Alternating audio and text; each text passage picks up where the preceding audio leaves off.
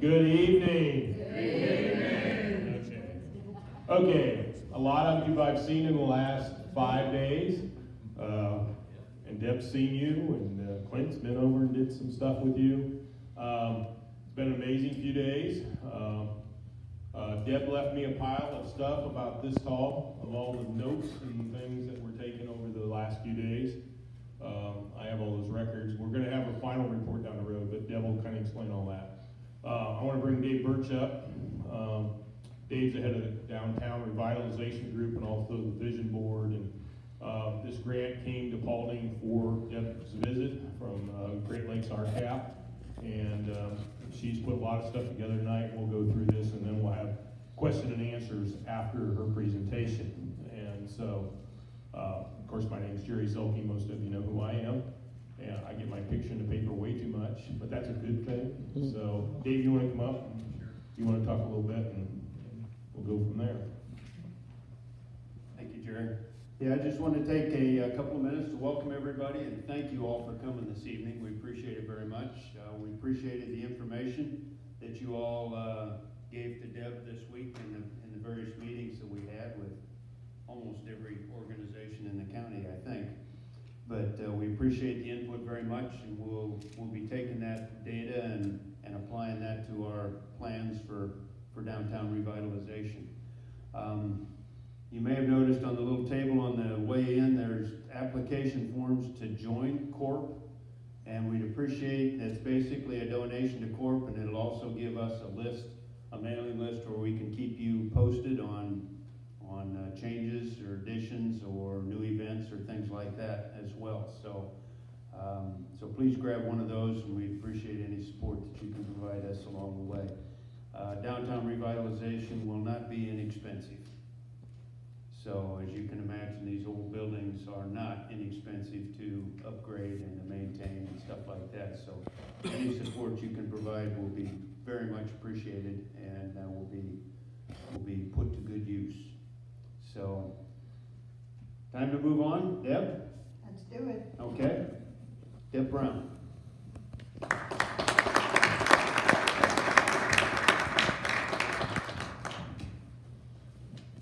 Well, good evening, everybody. And thank you for coming. It's my pleasure to be here. I've been here since last Wednesday, and I don't come to tell you what to do. That would be rude. This is your town, not mine. But I came to ask a whole lot of questions, and the most important one was, what do you want in your community? So let's take a look at those answers. Well, first of all, you want community. That was at the top of the list. There's 4 sections. In community, you want to fill the empty buildings and, of course, revitalize them as well. You would like to be able to shop local, and at the very least, to start local. Not everybody has everything you want, but if you can start local, that is great. You want more community pride. It's a wonderful community here. And I found this one particularly interesting. I hope that you can figure out, after you've talked to me a little bit, how to go forward and have more community pride, and maybe just share what you already have. You want activities. Maybe you want the beginning of a splash pad. You want a movie theater. You'd like to have walking and hiking trails. A place for kids to hang out. That was big not only with the adults, but with the students as well. And we talked to the freshmen, sophomore, and juniors, and that hit the top of the list. That and Taco Bell. You'd like new stores, and the kind of specialty shops that are gift and maybe some clothing, something that you can't get at the big box stores. You would like a microbrewery. I swear when I put these together, the words were not chopped off. So. You would like the stores you have to stay open later, and the new ones that come in to also stay open later. Food, more coffee shop with Wi-Fi, that was also a big one, and more sit-down restaurants, and white tablecloth kind of restaurants that stay open a little bit later. So when you're done with the football game, you have somewhere to go. And we're gonna talk about the idea-friendly platform. Because this is gonna help you take the steps to get to where you wanna go. So first of all, you gather your crowd with a big idea. That makes sense. All of us have big ideas. And we begin by gathering people that are thinking the same way we are. And then you turn that crowd into a powerful network by building connections. And finally, you and the crowd accomplish the big idea by taking small steps. It's very important to be able to do things in small steps so that you can fail. Because failure is a part of life. And if you take those things, I feel like a star, in small steps, it does give you the opportunity to fail, recoup, figure out what you did wrong, and start over. Now, community happens when people talk to each other. We know that for a fact. Those people that you just saw, Kiwanis met, and I got the pleasure to talk with them, and I helped them figure out how to create idea-friendly projects. And this group came up with the idea to have a coffee shop with Wi-Fi. And they started really small, like where you have to try it out. And I want to tell you what happened when Sean, Pastor Sean, had an idea.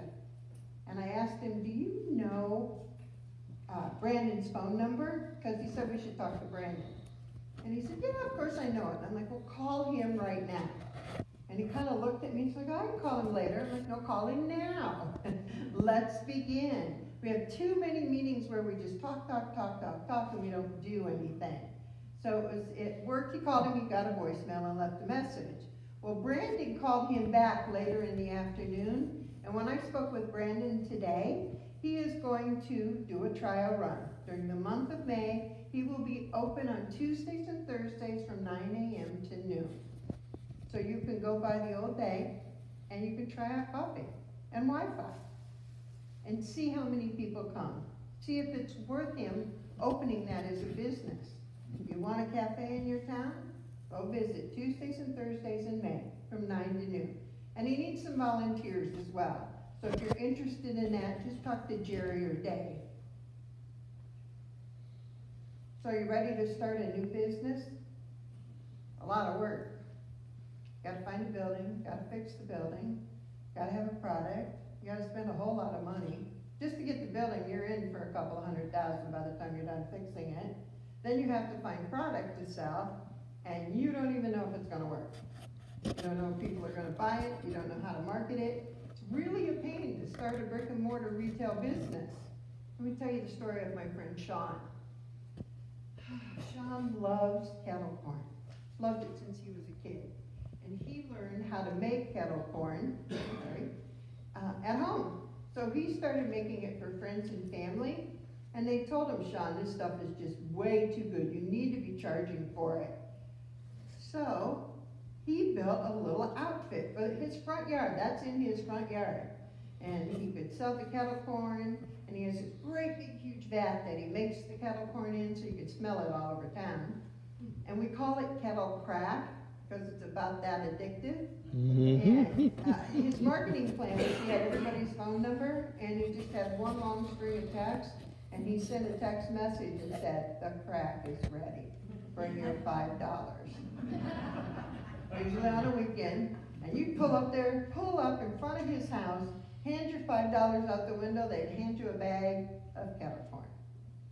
It worked really, really well. So well, in fact, that him and his wife decided to, let's make a trailer.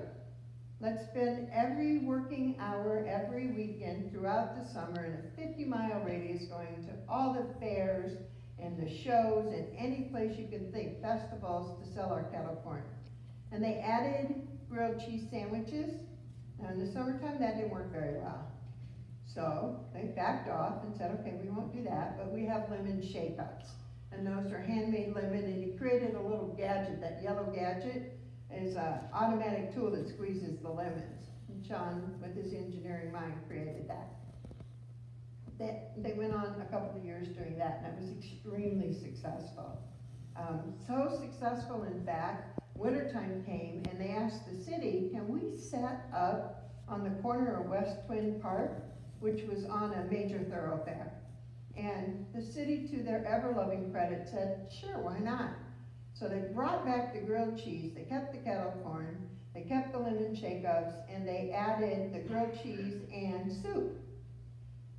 Soup didn't work very good in the winter. It's hard to do a walk-up and get soup and go somewhere and eat it outside in the wintertime. So they took that away, but kept the grilled cheese, which did work.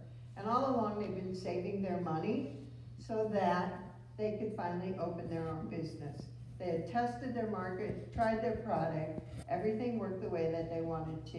And they actually bought out an old coffee shop. The young man that worked there decided he no longer wanted to work 90, 100 hours a week. He wanted just a 9-to-5 job, so they bought that from him. And they've also added wine from the local winery, so on Friday nights you can go taste wine, and they added music so you can listen to music. This picture was taken at 9 o'clock in the morning. They are always busy. That's a good way to start a business, using the idea-friendly format. You start small and take small steps. Now, if you add those small steps to a lower barrier to entry, you get the innovative rural business models. And let me share some of these with you. That's an empty lot, block long. It's in Tionesta, Pennsylvania, population 500. It gets a little bit bigger in the summer because people go there to camp. And they have camps that have been in the family for generations. That lot sat empty for over 10 years because they were waiting for somebody to come and build on it. Had a building that burned down, and they were waiting for someone to come and build on it. Finally, the economic development people had an idea, and they bought the lot, and they said, let's put garden sheds on it, and put some fake 1800 fronts on it, a facade on it, and make them in a U-circle, or a semicircle, and see what happens. We can rent them out really cheap, and we could give our entrepreneurs a chance to try things out. In total, they spent $40,000. Now keep in mind, a good chunk of that was for the land itself. And that's what their full lot looks like. Those are garden sheds. There's 11 of them. They rent them out from $50 to $75 a month. They're only open from May to October, Thursday, Friday, Saturday, and Sunday. The local winery that's outside of town comes in the summertime and sells bottled wine there, bottles of wine. And when I talked to them, I had the chance to go last summer. She said that the previous year they netted $30,000. People come here, it's now an attraction point. There is really cool stuff to do here and people show up. One lady sews American Doll clothing at a much reduced price. Once word got out, people come and buy her out every summer. There's a bakery, there's a barbecue joint, there's a guy that makes fish hooks. That's not what it's called. Flies. Thank you. Flies all winter long. He sells them in the summertime. There are flowers, benches, there's a stage so that they can have live music, a little bit of grass, and it's simply lovely. The boys in Miller, South Dakota, and when I say boys, I'm talking high school students. They heard Becky and I speak at Rural X in South Dakota. We shared the story about Tionesta, and they went home and told their teacher, look, we want to do that at Christmas time. Will you do that for us? And their teacher said, absolutely not. That's not my job, but I will help you, and you can figure it out. So with literally no money, they went to the guy on the edge of town that sells sheds in October, when you know he wasn't selling very many. If you've ever been to Miller, it's really stupid cold up there in the wintertime. And asked him would he bring down 5 sheds. He also sells the fire pits, so he brought a fire pit down as well so people could stay warm. They had 5 businesses, people that were selling things from home, that came and showed up. Of those 5, 2 have gone full-time, got business licenses in the state of South Dakota, and now are paying taxes. Out of an idea. Now they did fail. It's too cold. They had a lot of people, but they wanted more, and it was just too cold. So now they do Christmas in July. Works just fine. And this is in Pascagoula, Mississippi. And what you're looking at are FEMA trailers. After Hurricane Katrina came through, there were trailers that had not been used. And they took those trailers, they had a big old dirty empty lot, and they took those trailers and built out this kind of setting around this huge deck. Let me show you a little better. So you can see these people are standing on the deck, and they have an open green area in the middle where people can take even smaller steps and set up a booth. If you've got kids that are selling soft drinks to go on a trip, they can set up there. If you've got a nonprofit that can't afford a business every day, like the ones in the buildings, they can try their ideas out. And they have told us that they stay full all the time. When somebody goes, they've got a list, somebody else comes in. And they're beautiful. You can see all the different lovely colors. Summertime in Mississippi. This is one of my favorites. This is in Aberdeen, South Dakota. It's a trailer in a parking lot. And the name of the company is Nacho Business. That's right, Nacho Business. You drive up to Nacho Business and you place your order. I've never seen a happier man in my life. He cooks your nachos, he puts his arms out and said, here, hold this. And you have to hold it. He goes, is that heavy enough? You think I got enough meat in there for you? Open it up, smell it. I want to make sure you're happy. And of course you are, because he fills it way too full. And as you drive away, he goes, Nacho Business. It's a lot of customers. The unique thing is that trailer, that parking lot is not his parking lot. It belongs to another business. And by his success, he's uplifting that other business because people are coming through and seeing what they have. Nacho Business. This is in Driggs, Idaho. They have a commercial kitchen there that they kind of use it as part of a maker space. Their 4-H kids, their extension kids, they use the kitchen to make projects for fair and for fundraising throughout the year. But they also open it up to other young entrepreneurs to try projects as well, so that people can cook and sell for fundraising and do things all throughout the year.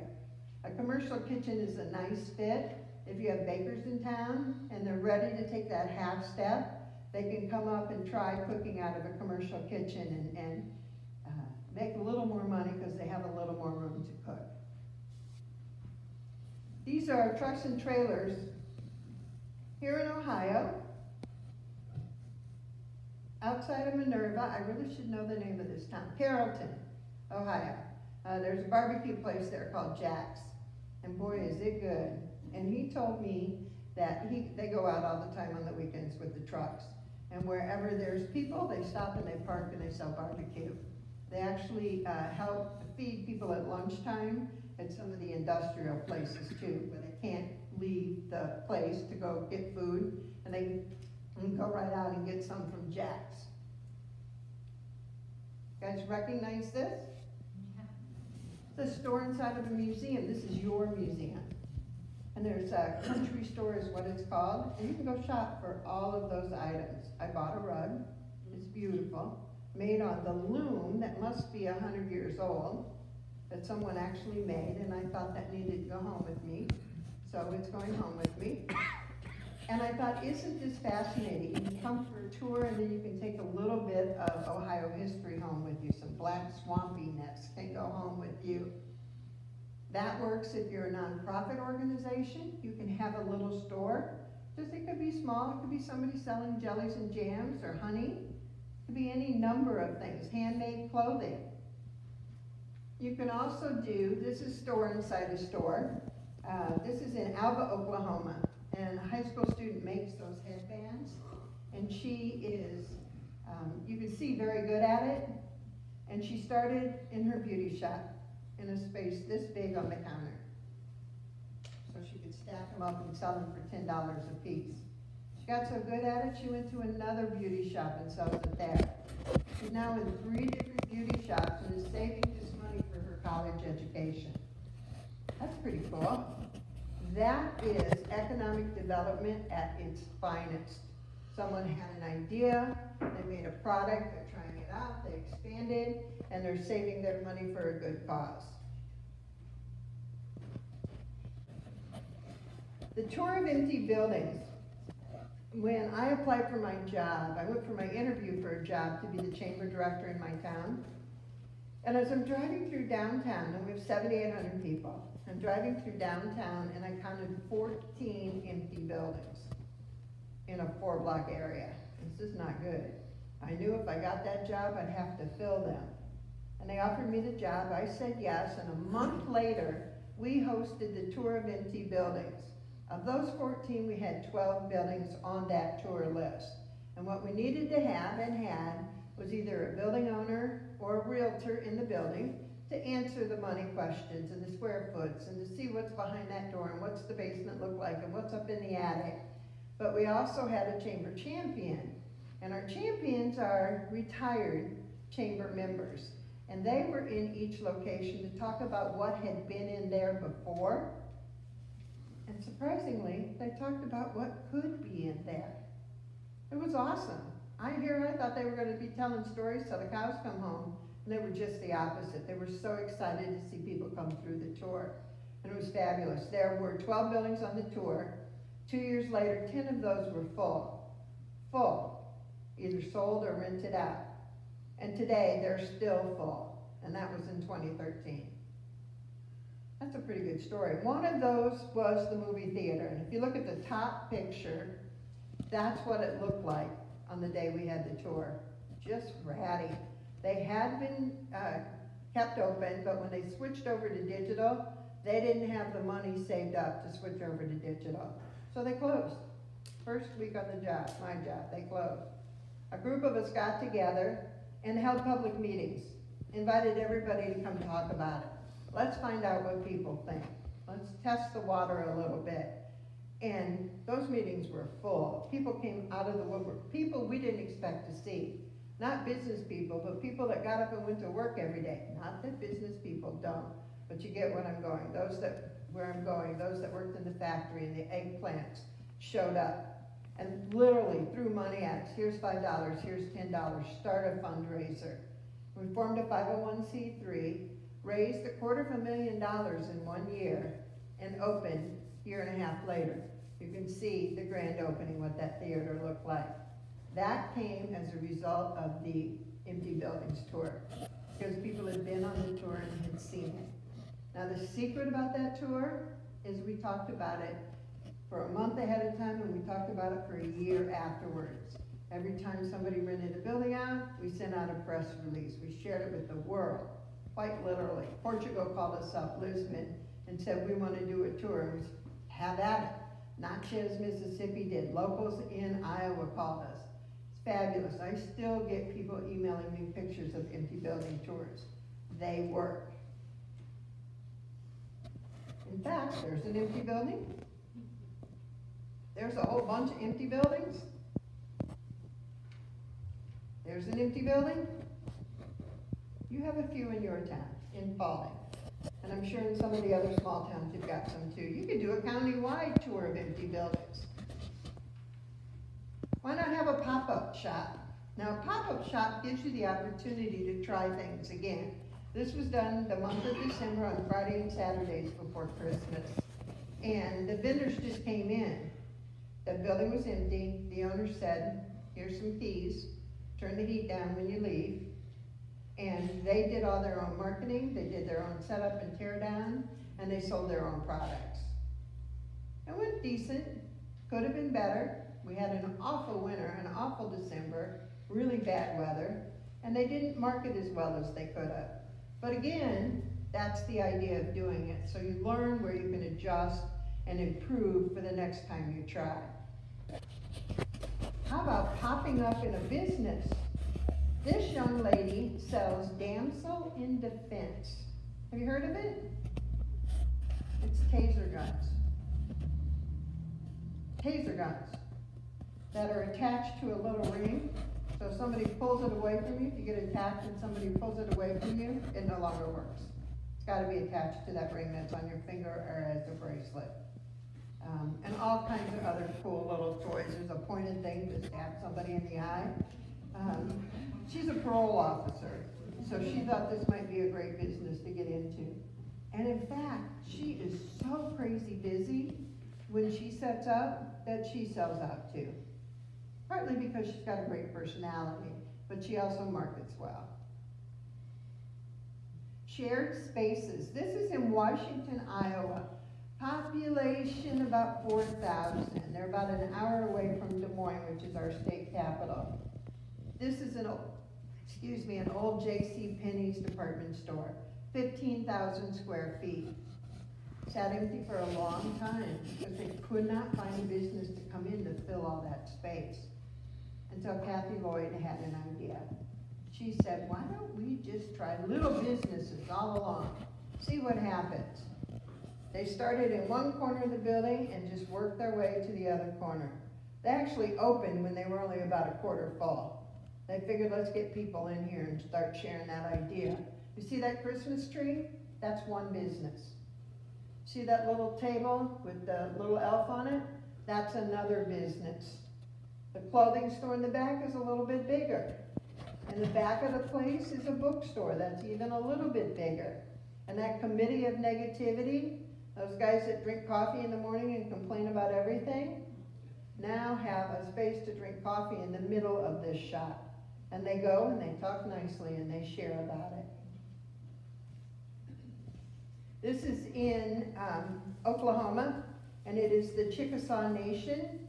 And they wanted to continue, it's a makerspace actually for artists, and they wanted to continue their traditions, but in order to do that, they had to have a place big enough where they could teach the youth how to make the quilts and how to tell the stories and how to do the paintings.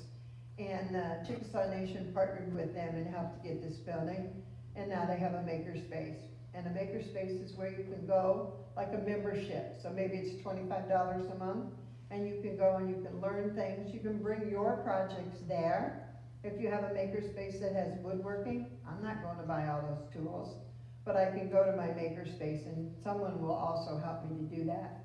Some have welding, some have CNC lathing machines, some have 3D printers. It all depends on your community and what you set up. In fact, Antwerp is working on a project for a makerspace. Got that right, didn't I? Yeah, Antwerp is the one that's doing that. Happily. Laser tag. This is in a town called Cosmos, Minnesota. And when you stand underneath that water tower, that white building there, and you look up, you see the universe. They've painted the universe on the bottom of the water tower in Cosmos. They also name every street as a planet or a satellite or some part of the universe. And they celebrate that every year. And they have this big party in their big park. And instead of trying to set up laser tag themselves, they just hire a company to come in. And that's a mobile trailer, that black trailer you're looking at. And all those piles of tires and the little Jeep looking things are inflatables. So they break down, it's real easy. They come to town, they charge a little bit of money. I think it's $500, it's not a lot in the scope of things, and the kids have a great time. You could hold a festival and bring out your entrepreneurs. This is Junk Fest. Anybody in here a junker?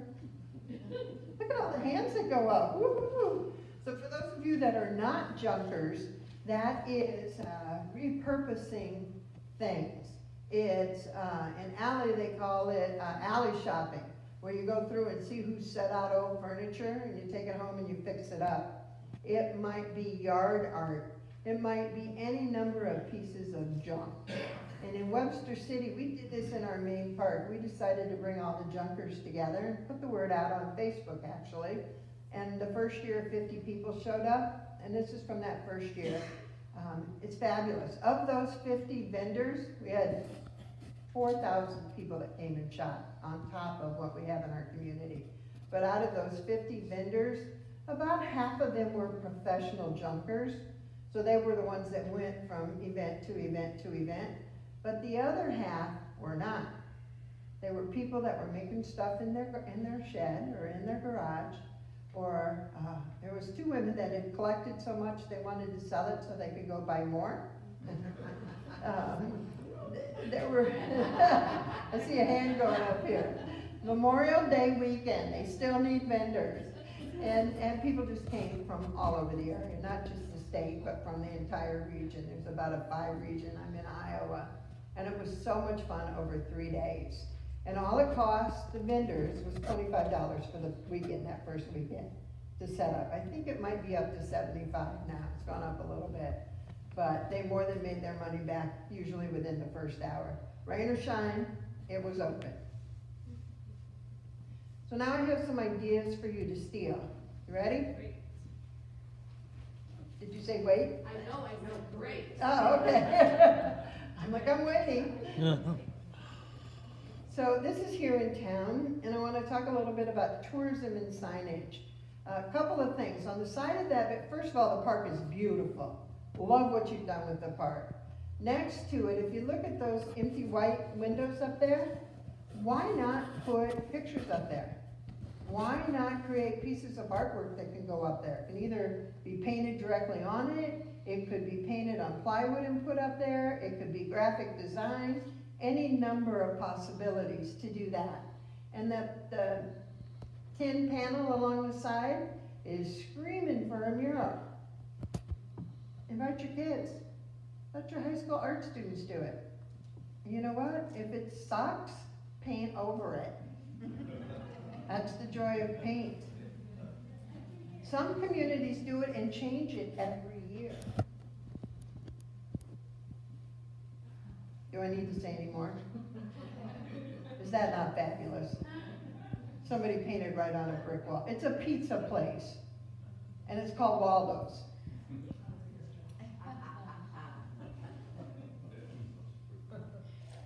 This is Angel Wings, and this is in Nashville.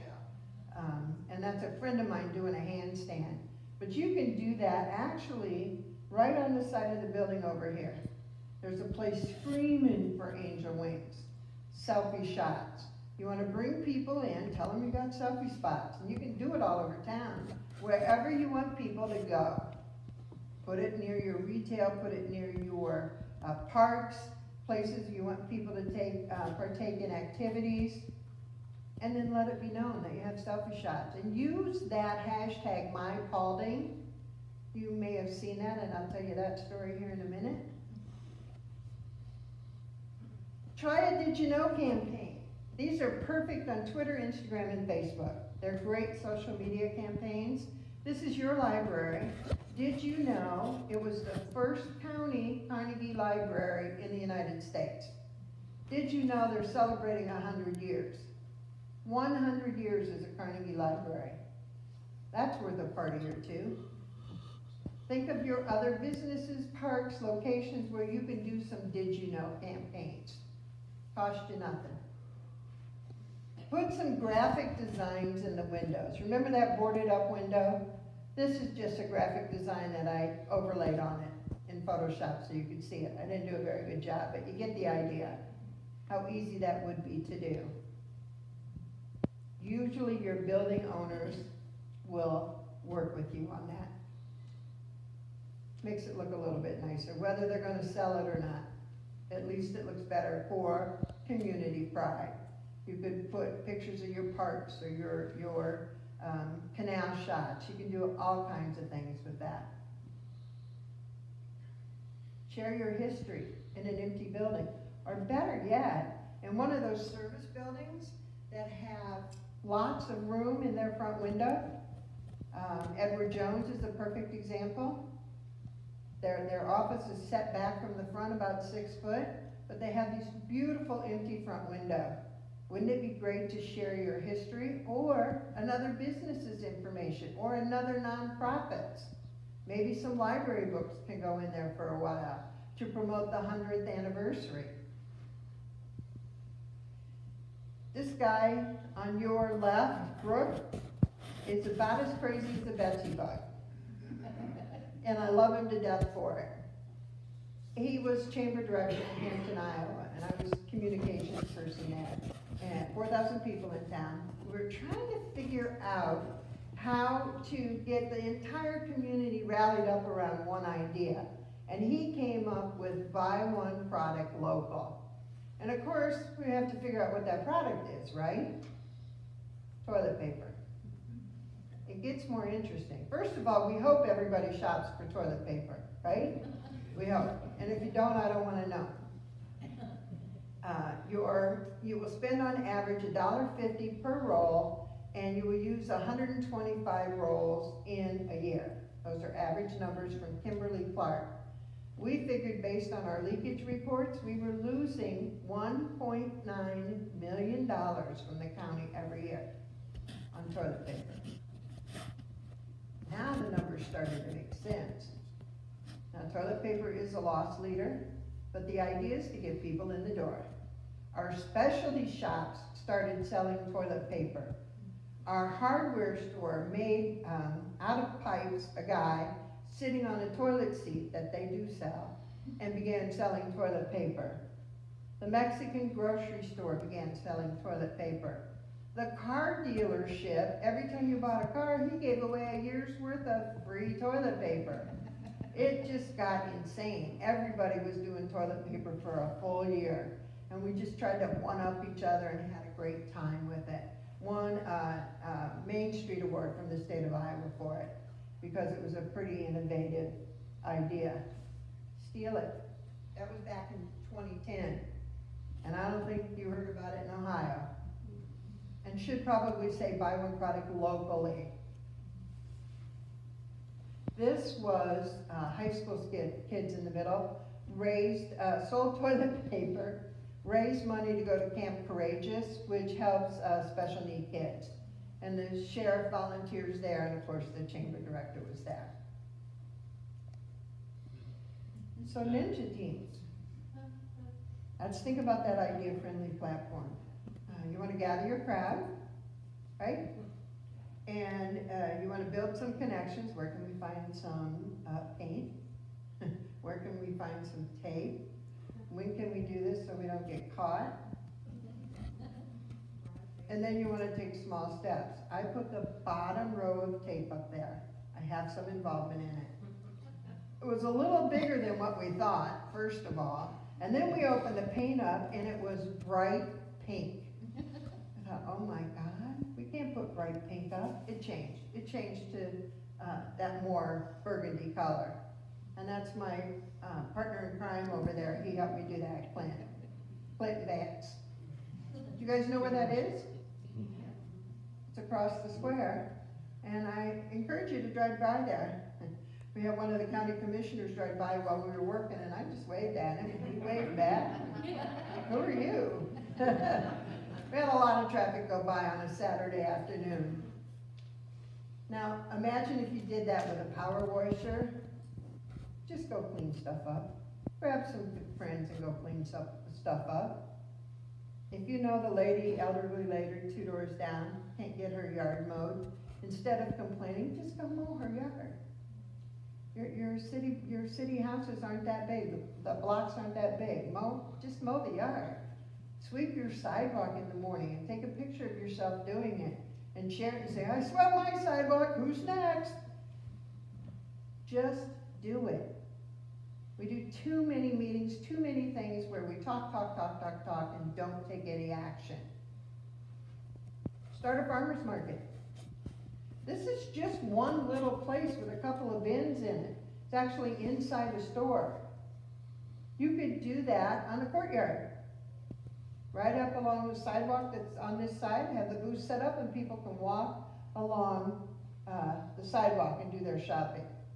And be sure to do it in hours like 3 to 7 during the week. So you get people that are working downtown, you get parents that can come down because their kids aren't out of school yet or just getting out, and then you get the after work crowd too. And it doesn't have to be all food. You have people that make honey, jellies. You can think of any number of people that are crocheting, dishcloths. I mean, the gamut is huge. You can put everybody out there. Charge them in our town. Our farmers market charges $25 a year to the vendor, a year. And that's really just enough to pay the guy that has to sweep up on Saturday after, because they do Saturday morning. Paint the poles. This is on your street. And if you go look at it, chipped down here, and it's chipped up on top. time to be painted. I'm sure when they did it originally, it was beautiful, but paint wears off. I don't want the city to do it. They have enough work to do as it is. I want nonprofits to choose a pole. I want students to choose a pole. I want Jerry to paint a pole. I want Clint to paint a pole. And they'll all be different, and that's just fine. The organizations and the individuals can decide what they want to put on their pole. And again, if it's bad, you just paint right over it. We have some burgundy paint left over. This is one of my favorites. Dave Fish is the mayor of Belle Plaine, Iowa. They did a huge makeover, a Main Street makeover down there. And he realized that all their utilities had to be paid at City Hall, and driver's licenses, everything happened there. And he said, I can't tell stores to stay open late if we're not willing to do it at the city. So now they're open one day a week till 8 o'clock at night. I thought that was really brave. And it helped to get the other stores to stay open late on Thursdays, because the mayor does it. His staff was not happy. But some didn't start till noon, so it was still an 8-hour shift. It was just a different 8-hour shift. So how do we get people to work together? Do we yell at them? I've tried it, doesn't work. I'm kind of bossy. I tend to tell people what to do. Age has let me get away with that pretty well. It's starting to not to work. No, of course not. Cooperation comes from enticing people, from letting them think it's their idea or something that they would be willing to do. Support your local artists. I know you have some because every community does. Encourage them to paint murals. Take their artwork and hang them up in your shops, in your offices. Put them in windows so people can see them. Support your local artists, and not just painters, all across the board artists. Hold a newcomers meeting. So this is Bennettsville, South Carolina, and I was there working, doing the same kind of thing, and they said, oh, you have to come to the newcomers meeting. Okay. They'll feed you. I'm like, okay, because it was in the evening, and you feed people, they come. It's kind of a Midwestern thing, and I was surprised to see it in South Carolina. Just joking. It is, the realtors who sold them houses did a personal invitation, a face-to-face personal invitation. Then they called them the day before and reminded them. If you have apartment dwellings, your building managers can do those things. Same kind of concept.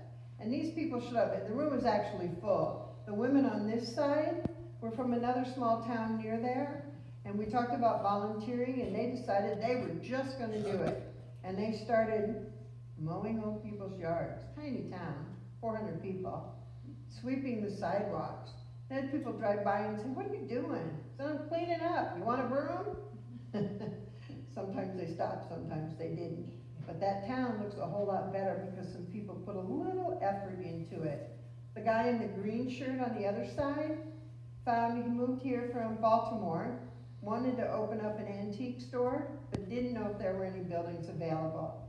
And at that meeting, he found out there were. And he began to look at some of the empty buildings. He now has a store in that town. It's lovely. But you could also find out, the county guy was there, so you could find out, where do I take my trash if I need to go to the dump? And they found that information out. One person asked, can I burn my leaves in my yard? Because it's different everywhere. You don't know if you can do that or not without asking. They found out about nonprofits. They found out about volunteering. All that kind of stuff, when you move to a location, you don't know about. You have to talk to 7 or 8 people to figure it all out. Let's go to the newcomers meeting and have supper. Kill the committees. Just kill them. I am not a fan of committee meetings. You know why? You have a meeting to discuss the last meeting, then you have to have a meeting to get ready for the next meeting, and then you have to have a meeting to talk about what you just talked about, and nobody's doing anything. If I'm a member of the garden club, I don't want to go meet in somebody's meeting room. Let's just go work in the garden. And we can talk afterwards over a beer. Let's figure out how to be a little more social. Granted, I know you have to have a few meetings, but there's a whole bunch you don't have to have. And don't you kind of feel like a vulture at some of those? Or feel like the vulture's looking at you? And stop asking people to volunteer on a committee, on a year-long or 3-year-long committee, to sit on a board for 3 years. It's hard to do. We don't have time anymore. But I promise you, if you call me and say, hey, Deb, I need you for 2 hours next Saturday, can you help? You're gonna get a yes quicker than you'll get a no. Call me to ask me to serve on a committee, and I'm gonna say, no, I don't have time. It's the same way with everybody in this community. Figure out how to do things by project, not by committee. Go into your stores and say thank you. When you eat somewhere, when you shop somewhere, when you get service from one of your service providers, tell them thank you. They do not hear it often enough. We went in to say thank you to her, and she was like, oh, really? Because they just don't hear it enough. Now, what did the students want? That one was easy. They wanted places to hang out. But they wanted bowling, stores, movies, and Taco Bell. You do realize Taco Bell's not coming here. And I told them that. I said, because there's 5 in a 30-mile radius. You won't get Taco Bell. And then I said, however, if you think you can convince them, write down your plan. Make it idea friendly. And each and every student I told that to did exactly that. They came up with some unique ideas on how to reach out to Taco Bell. Will it work? I don't know. You have some smart kids here though. And maybe, just maybe, by sheer luck, you might catch another restaurant along the way. Maybe, just maybe. The movie theater, they talked about, this was very interesting. The small step would be to paint a wall white outdoors, ask people to bring their lawn chairs, borrow a projector, and show a movie. Now, legally, you have to pay $250 for that movie to the movie people that be. The second time. Try it the first time and see if people come. Maybe collect some money to pay for it the second time. I didn't say that out loud, although I'm on tape. Oops. Legally, you should pay it. And if you decide to do pay it, this is where sponsors are great. It's a perfect opportunity for a business to do sponsorship. You know that Alco building? Here's a conceptual partial floor plan that I happened to stumble across while I was here. And it's got a bowling alley, and it's got places for adults to sit and maybe have a cocktail, places for kids to play. It has a laser park in it. Now, wouldn't that be wonderful to have that here? Keep your ear to the ground. It's your secret today. The time when 6 white men sit in the back room and make all the decisions is over. The future is now, and the future belongs to all of us. The everyday actions that people in your community take will determine what the future will be. When you leave your house, smile. Say thank you to somebody during the day. Visit with the people around you. And that's how it all begins, by taking small steps. I have a gift for you. If you go to saveyour.town, not .com, but .town /gift, you will be able to receive 2 newsletters, one from me every week and one from Becky, my partner, every week, and a 30-minute video on how to use the idea-friendly method in your community. You got just a taste of it today. Thank you.